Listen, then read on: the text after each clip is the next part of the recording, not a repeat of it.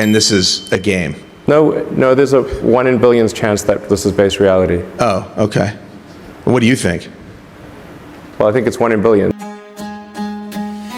ሰኔ 2016 ካሊፎርኒያ። የዓለማችን ቁንጮ ቢሊየነር ኢለን መስክ በአንድ ትልቅ መድረክ ላይ ቀርቦ ዓለምን በአንድ አረፍተ ነገር አናወጠ። እኛ በእውነተኛ ዓለም ውስጥ የመሆናችን እድል ከቢሊዮን አንድ ብቻ ነው አለ። ይህ ንግግር የፊልም ወሬ አልነበረም፣ የቢሊየነሮች ሴራም አይደለም። ይልቁንስ የምንኖርበት ዓለም በረቀቀ ኮድ የተገነባ የኮምፒውተር ጌም ሲሙሌሽን ለመሆኑ የመጀመሪያው ይፋዊ ምስክርነት ነበር። Over your eyes to blind you from the truth. What truth? They're watching you, Neo. A single idea from the human mind can build cities.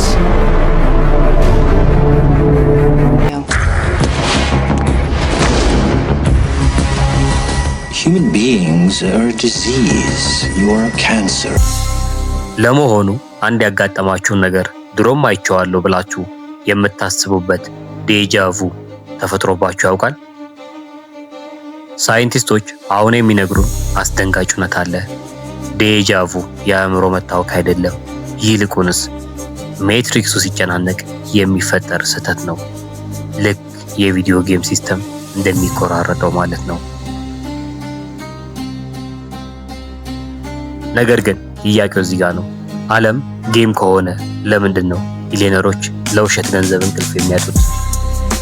ለምንድን ነው ጄፍ ቤዞስ እና ማርክ ዙከንበርግ የእኛን ዲኤንኤ እንደ ሶፍትዌር ሪኮድ ለማድረግ $1 ቢሊዮን የሚያፈሱት?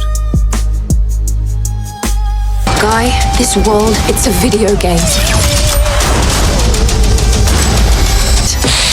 I'm a rule breaker. I'm a rattle chicka snaker.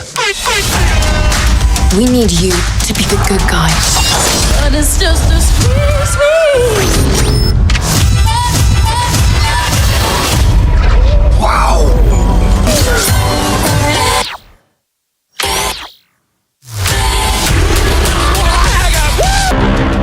ዛሬ በማልዳ ፖድካስት የ15 ደቂቃ የጥልቀት ጉዞ እናደርጋለን። ስለ ቢዝነስ፣ ስለ ቴክኖሎጂ እና ስለ አእምሯችን ስውር አቅም ማይንድ ፓወር እናያለን።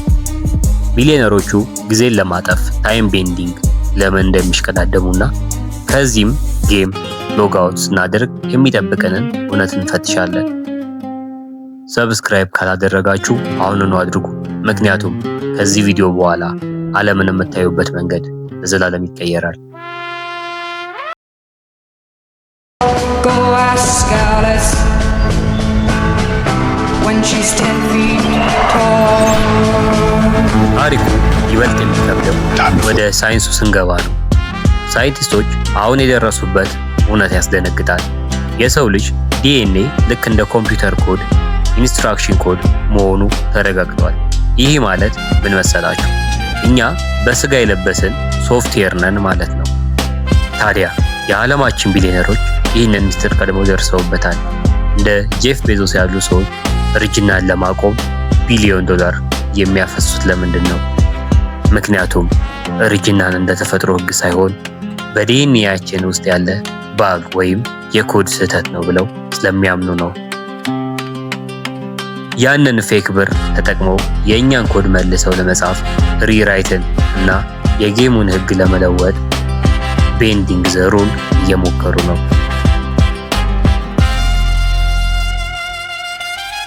እዚህ ጋር ነው ትልቁ ሞመንተም ያለው።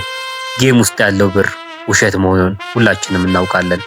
ነገር ግን ያንን ብር ካላገኛችሁ ጌሙን ማሸነፍ፣ ሌብል ማለፍ ወይም ቺት ኮድ መግዛት አትችሉም። Edifice in theoretical physics, long suspected to be the key to unifying the forces of nature. Yet this second outpost sent ripples through the scientific team. The E8 lattice, after all, is not only mathematical abstraction, it is a towering... የሚሰበስቡት ለሀብት ብለው አይደለም። ብር ለእነሱ የዚህ ዓለም ጌም ሀክ ማድረጊያ መሳሪያ ነው። አጠር ባለ አማርኛ ቺት ኮድ መግዛት ማለት ነው። ኢለን መስክ አእምሯችን ከኮምፒውተር ጋር ለማገናኘት ኒውሮሊንክ የሚለውን የሰው ልጅ አእምሮ ማይንድ ገደብ የሌለው መሆኑን አውቆ ጊዜን የማጠፍ ታይም ቤንዲንግ አቅም ላይ ለመድረስ ነው። began to dissolve. Layer computer scientists analyzed the output, the initial impression of chaos. እነሱ የዚህ ሲስተም ባለቤት አድሚን ለመሆን የተሽቀዳደሙ ነው። ግን ጥያቄው እዚህ ጋር ነው። ቢሊዮነሮቹ የጌሙን ሕግ ሰብረው ዘላለም እዚህ ውስጥ ቢቀሩ በእርግጥ ነፃ ወጡ ማለት ነው ወይስ የገዛ ራሳቸውን የዲጂታል እስር ቤት እየገነቡ ነው?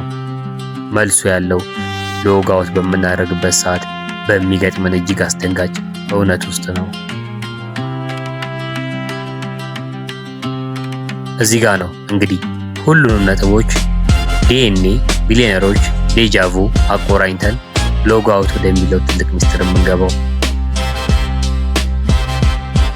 እስኪ አንድ እውነት እንነጋገር። እኛ ሞት ወይም ዴዝ ብለን የምንፈራው ነገር በዚህ የጌም እይታ ውስጥ ምንድን ነው? ብዙዎቻችሁ መጥፋት ወይም ማለቅ ይመስላችኋል። ነገር ግን አንድ ነገር አስቡ። በቪዲዮ ጌም ውስጥ ተጫዋቹ ጌሙን አቁሞ ሎግ አውት አደረገ ማለት የሚጠፋው አቫታሩ ወይም የጌሙ ገጸ ባህሪ እንጂ እውነተኛው ተጫዋቹ አልነበረም። ታዲያ ቢሊዮነሮቹ ለምን ይፈራሉ? ለምንድን ነው በዲኤንኤ ኮዲንግ እና በህግ መታጠፍ ሞትን ለማቆም ቢሊዮን ዶላር የሚያፈሱት? ምክንያቱም እነሱ እውነተኛ ቤታቸው ከዚህ ሲስተም ውጭ መሆኑን ስለዘነጉ ነው። በዚህ ዓለም ሲሙሌሽን ውስጥ ያካበቱት ፌክ ሀብትና ስልጣን ጥለውት ለመውጣት አይፈልጉም። ለእነሱ ከዚህ መውጣት ሽንፈት ነው። እዚህ ጋር ነው ማልዳ ፖድካስት ላይ ዛሬ የምንቋጨው ትልቅ ድንጋጤ ያለው። እስኪ አስቡት፣ አሁን የምታደርጉትን እንቅስቃሴ ሁሉ ከዚህ ጌም ቀድመው የወጡ ሎግ አውት ያደረጉ ሰዎች እንደ ታዛቢ እያያችሁ ቢሆንስ? እናንተ ለገንዘብና ለዝና ስትጨነቁ፣ እነሱ ግን ይህ እኮ ጌም ነው እያሉ በግርምት ቢመለከቷችሁስ?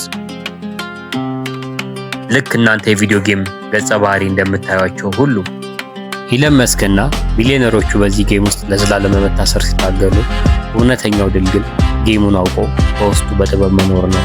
ዛሬ በማልዳ ፖድካስት የምንጠይቃችሁ አንድ ነገር ብቻ ነው። እናንተ ጌሙን እየተጫወታችሁ ነው ወይስ ጌሙ እናንተን እየተጫወታችሁ ነው? የዛሬው 15 ደቂቃ ቆይታችን ይህ ነበር። ከዚህ ቪዲዮ በኋላ ዓለምን የምታዩበት መንገድ እንደሚቀየር እርግጠኛ ነኝ። በቀጣይ እስከምንገናኝ ቻው።